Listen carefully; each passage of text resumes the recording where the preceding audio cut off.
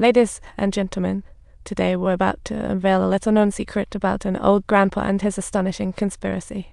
So every time Hemo and Bob visit, they bring their prop watch, obsessively checking it to hint Grandpa it's almost done.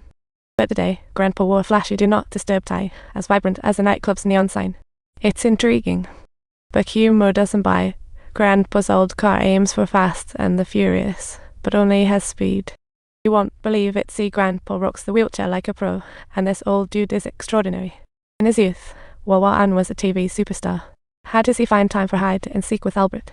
You'll think there's something fishy going on, and soon enough, breaking news interrupts. A murder mystery unfolds on the high seas. Star Wawan fell off a cruise ship, rumored dead. Current boyfriend Albert is the prime suspect and is under arrest.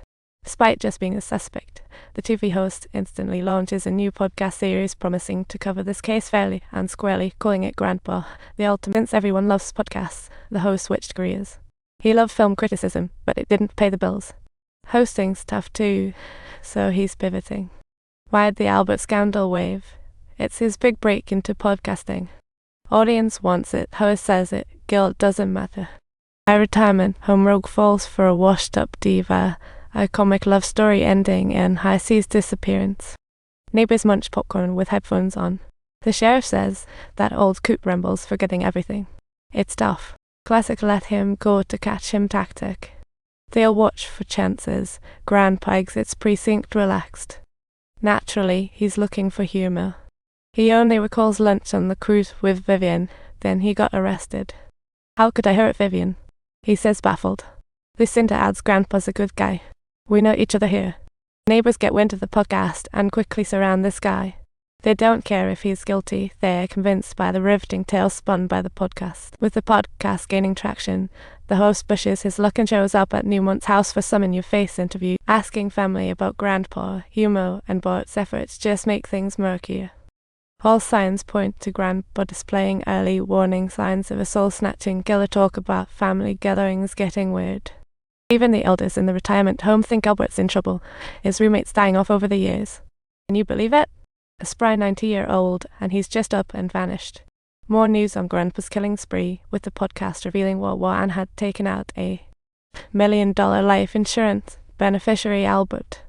Grandpa wavers, I might been corrupted by greed. He rushes to the police. Wawan MIA, Albert's in Springfield jail, Woodson's mood plummets. Marky says this will mess up the kid's chances of getting into government jobs. Well, just have to pray for a medical the doc claims he's got evidence to prove Albert's innocence, as Grandpa, the ultimate villain, airs in Springfield. The podcast finale unfolds. The host wraps up the story, career peaking, but the doc brings the Woodson family backstage.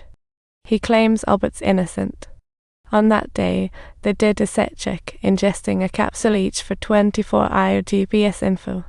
The signal shows while Wawan hopped off, sprinted to shore, then visited Mexico's Chiapas.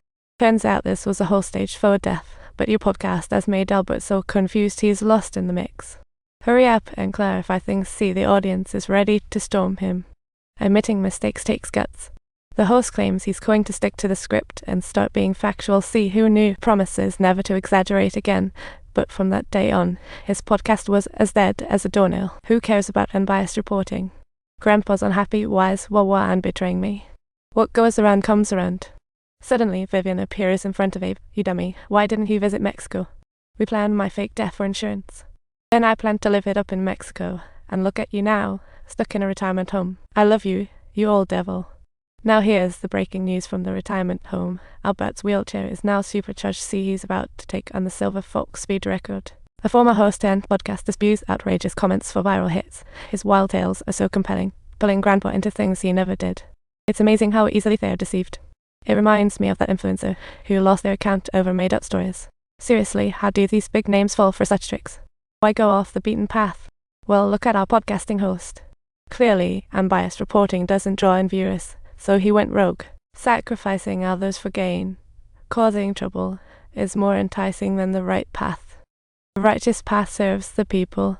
Pursuing it, kindness and justice all require courage. Straying from the right path stems from cowardice. Winning with integrity is timeless wisdom.